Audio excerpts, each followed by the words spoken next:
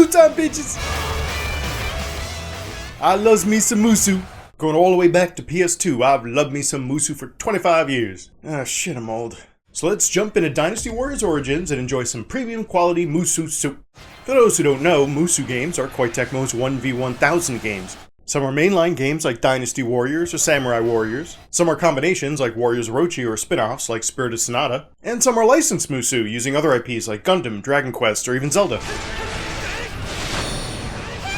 But now, after the tragedy that was Dynasty Warriors 9, they've gone back to their roots with a full reboot of the franchise with Dynasty Warriors Origins, a game that effectively compensates for everything that Dynasty Warriors 9 got wrong. And frankly, everything that Musu games in general needed to work on for some years now. And they totally succeeded. Origins is kind of fucking great. Just about everything has been improved. So let's start with the most important of those improvements, the combat. Yeah, bitches. The combat has been completely overhauled. Move breaks, dodges, and parries. Breaking down an officer's stance and so on. It almost feels more like a proper collision-based combat game, more akin to Zelda or Souls-likes, rather than the lazier hack-and-slash of Musu's past. Regular attacks will not interrupt all enemy attacks anymore, especially officers. This is even true for most special attacks, and if you button mash without any strategy, you won't succeed. Especially if you're playing on Hero Mode, and you should really be playing on Hero Mode. It's clearly what this game was balanced for, and it gets everything just right. Breaking an officer's guard is just so damn satisfying. One of the best balancing improvements is to the flow of combat, in that most of the combat is actual combat, and not simply watching animations play out because you hit one button. Let's compare Musu attacks from recent Warriors titles.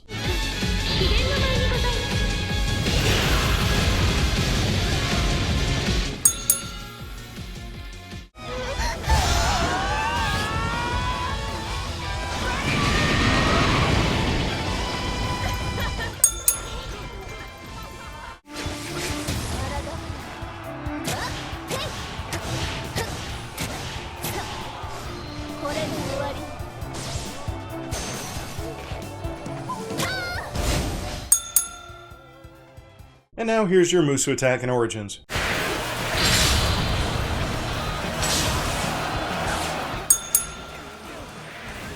See how the flow of combat isn't interrupted? It's fast and then you keep going. It never stops the momentum of combat. And this isn't just about the speed at which it happens, it's moreover about the frequency at which it happens.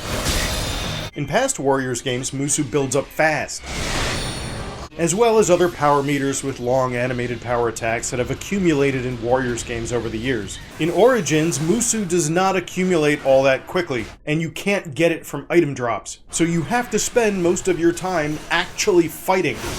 This goes for all other power moves as well. Take a look at Warriors Orochi 4. This is the companion power combo.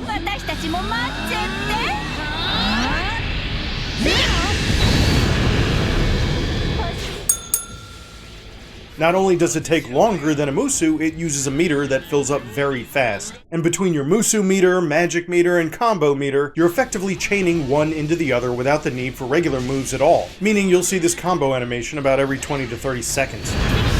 As much fun as Orochi 4 is, you'll spend at least half your time in combat watching animations play out, rather than playing the game. Origins is the antithesis of that.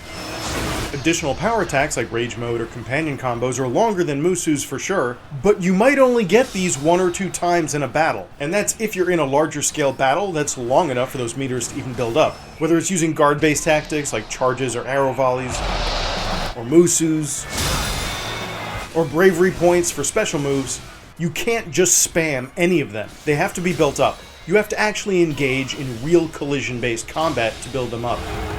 And unlike past Musus, you won't be getting constant item drops to collect that will boost your offense or defense. Any item that does give you a boost will be a limited item you bring into combat with you, and they're not cheap either.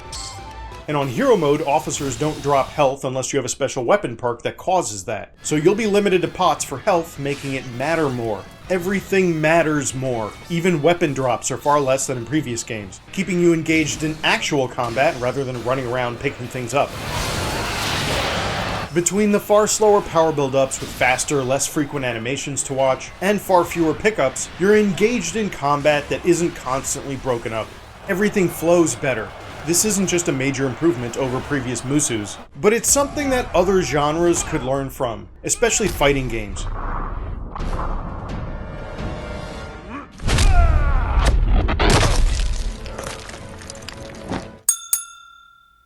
Ugh.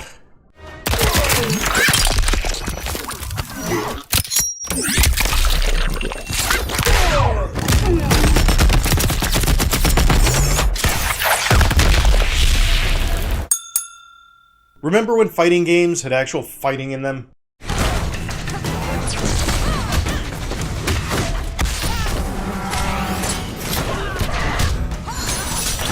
Everything after Mortal Kombat 9 is kinda ass. No, the bad kind. Rather than selecting from multiple characters, you'll be selecting from multiple weapon types that you unlock and then rank up. What special moves you use with them, you'll also unlock and equip to suit your playstyle. But since ranking up your character requires ranking up the weapons, you're incentivized to use all of them, especially when given challenges that net you skill points. Like any good RPG system, everything feeds into itself, and gives you a reason to grind out skirmishes and side missions without it feeling too repetitive or samey. Another great addition is the Eagle Vision, which allows you to see allies and enemy placement as well as officer health around you. No longer are you limited to the war map to see who needs help. And it's just a great way to check these things on the fly without completely breaking the flow of combat.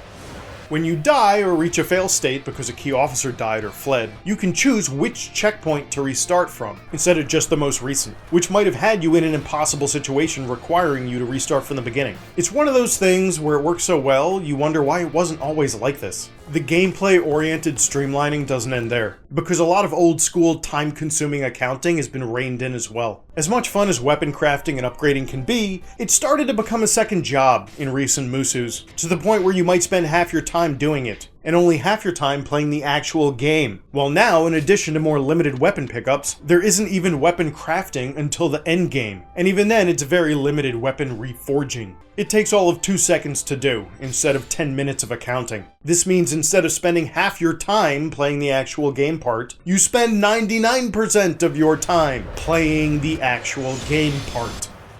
It's a win. And the wins don't stop there. Koei Tecmo has never really been known for their amazing tech. Graphically, games often look a generation behind, struggle to hold a locked frame rate, and has since the beginning suffered some drastic pop-up. I mean, it's understandable when you need to have so many enemies on screen, but it still meant dudes appeared right in front of you as you stepped forward. With Origins, there really is no pop-up. Like, at all. Even with over 1,000 enemies on screen. It's kinda insane. The engine improvements also mean it doesn't look like a generational game. And the frame rate is more solid than any Musu game ever. The improvements to the tech are the same as the improvements to the combat. It's just better in every respect. The endgame is also robust enough, with more unlocks and an even harder difficulty, that you'll have plenty to do once you complete the main story. Origins is really the whole package, and is pretty much competing with Hyrule Warriors Definitive Edition as my favorite Musu of all time. But that doesn't mean there isn't one or two nits to pick, because there are. They're not major, but they're there, so let's pick some nits. Sometimes during large battles or boss fights, the game loves to take over the camera to look over there, where something important's happening. And then a second later it does it again, and it can interrupt the flow of combat in a way that's pretty frustrating. Especially if it leaves you with a camera pointed in the opposite direction of where it was, and now you miss a shot or counter. Also, while the overworld map is nice, they're covered in crystals you pick up, and then used to upgrade your gems. This is really the only grinding you do out of combat, which means it's the only non-skill-based grinding that you can literally do by running in circles. It gets old fast, and maybe there could have been a better way to do this, like making it something you earn in battle, or something that only respawns after battles. I don't know. Probably the biggest issue that anyone who's ever played a Musu is gonna have is this guy. Your one and only playable character. Sure, there are brief moments where you can play as your ally in a single battle for a few seconds, but for the whole game, you'll really only be playing one character.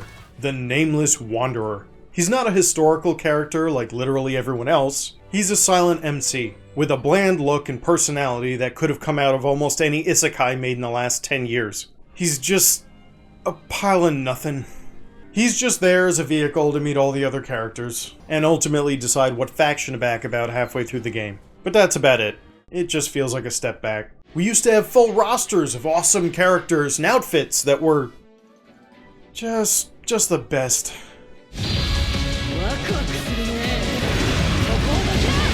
Now we have this bland pile of nothing, with barely any new costumes. I don't know, I just couldn't care about him. Me, or whatever. I mean, why should you care about me? It's not your fault. If I don't care about me? He still cries like a bitch. But ultimately, since it's about the combat above all, it's nothing that cripples the game. But it does leave this series famous for its playable characters with a one-man sausage fest. What few female characters remain also seem to be from the same generic isekai that Captain Bland hails from, in that every one of them is immediately infatuated with you for no reason. I never thought I'd speak so openly to someone I just met. And after talking to you for all of 2 minutes, starts telling you how it was the greatest 2 minutes of their life. As long as I have this memory, I'll be able to go on fighting forever. There were so many new things I was able to do with you. I will treasure them for the rest of my life. So I was a little flustered to actually see you. I just wanted to spend more time with you. In fact, I wish to stay with you all the time. Damn, bitch. Get off my dick. I've been thinking about you constantly. Until now, we have merely been friends. Please, let us change that. It's exciting to think that we might see the sunrise together. Or shall I keep you company until you go to sleep? This one in particular gives me some serious Juvia stalker vibes. So I think I'll build a life-size doll of you. Tonight, I'm going to take all of your measurements. I'll be as accurate and as thorough as possible. I'm waiting for you to come home. I kept myself quite busy. Take a look at all these super cute gray dolls I stitched together. Your life-size doll. It was still in the design phase until now. Yeah.